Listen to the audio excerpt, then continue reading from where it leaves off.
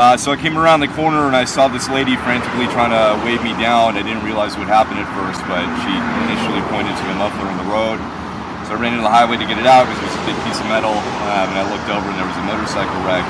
This gentleman dropped his bike, went around the corner, so I just stopped and asked him if he was okay and just tried to render basic medical care and call EMS, and luckily some other guys stopped by and we were able to give him some water and just keep him out of the sun, and firefighters and whatnot came and did what they do.